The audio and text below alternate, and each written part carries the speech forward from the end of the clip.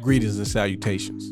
Welcome to another episode of 365 Days of Gaming. I appreciate you taking out time to check out this video. Like, comment, share, subscribe. Thank you in advance. Now, gotta go back to a beat 'em up because we like beat 'em ups. And I wanted to talk about a little talked about, discussed, however you want to call it, underrated, not popular, crossover beat 'em up game, right? Between two storied franchises. And we never heard anything after this, even though both of those came back later. That is Double Dragon and Battletoads. Now, I remember playing this game back on the SNES, and like I saw it at Funko Land, and I'm like, nah, they got a game together? Like, that doesn't make sense because, you know, nobody teams up in games, but these two games did. And the game is more Battletoads than Double Dragon. You know, it's basically Battletoads kind of redone with some Double Dragon characters added to it, like Bobo and things like that. But it's really solid, fluid, like a little slippery at times, a little too Battletoadish, you know, at times when the enemies put you in the blender and just give it to you over and over, and there's nothing you can do about it, right? But for the most part, you can do a little bit better than the traditional Battletoads. There are some parts where they kind of get a little extra. The speeder bike sections are nowhere near as hard as Battletoads is, and most of the bosses have clear tails. Like, you know, usually using the dash attack does a lot of work. But the idea that just back then that two games that were, you know, separate properties of the same type, right, two beat 'em ups would come together to form one amazing team.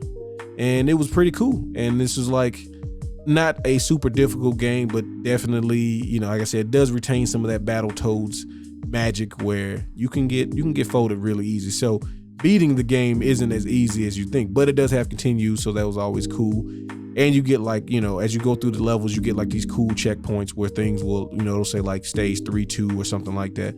And it was like, you know, you're hitting these little markers. It kind of makes you feel good as you're going through. You get little cutscenes between each stage, and after each stage, kind of moving the story along. And the story is as cheesy and just a reason to get you on the game as you think it is. But that's not the point. You know, it's Battletoads and Double Dragon in the same game. You can have Jimmy and Zit fighting together. You can have Billy and Rash, or you can just do two Battletoads or two Jimmy and Billy. You know, it's up to you. But the fact that that was a thing that happened, like, as a kid was like crazy to me. And even though the game isn't the greatest, it was really solid, and it was just like, hey man, this is something wild. And I say that because I would love a Streets of Rage TMNT game. So I'm using this game as a way to put this in the universe. So I need y'all to, you know, put your hands in the air and give up the energy like the Spirit Bomb, so we can get a game that I want specifically for my own interests. You all have fun with it too, so, you know, everybody's winning basically. But seeing the Double Dragon's characters done in a more Battletoad style was kind of cool. You know, Bobo was much more reasonably shaped. And as you go through each of the levels, you kind of get, you know, either a Battletoads enemy or a Double Dragon enemy as the bosses. And it was just a lot of cool stuff. Seeing the Double Dragon's characters react in Battletoads fashion is always cool. And, you know, Battletoads is just always a great time, even if it is one of the more difficult games for no reason. But like I said, this game kind of had like a nice balance. It was not as difficult as the Battletoads. But even though Double Dragon is not an easy game either, Double Dragon was considerably easier than Battletoads, at least the ones that were not arcade ports. So like the second one and the third one are much more reasonable than the first one. The first one is just crazy hard. We'll talk about it one day. But I always wanted to, you know, just point out the fact that we had a beat 'em up crossover game, and like nobody ever kind of brings it up. And it was like a wild thing that, you know, maybe it wasn't, you know, received as great in other households, but in my household, this is a fun game.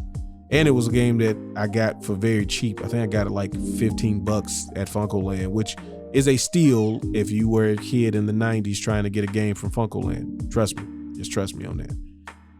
So if you've heard of this legendary beat 'em up that nobody talks about, please let me know. And if you would like to see the Streets of Rage TMNT crossover game by .mu, that would be the greatest beat 'em up ever conceived, please let me know, right? I need your energy. This is Goku asking for the Spirit Bomb. I need y'all to, you know, put it out there in the universe. But I appreciate you taking time to reminisce with me. Y'all have fun. Y'all be safe. Peace.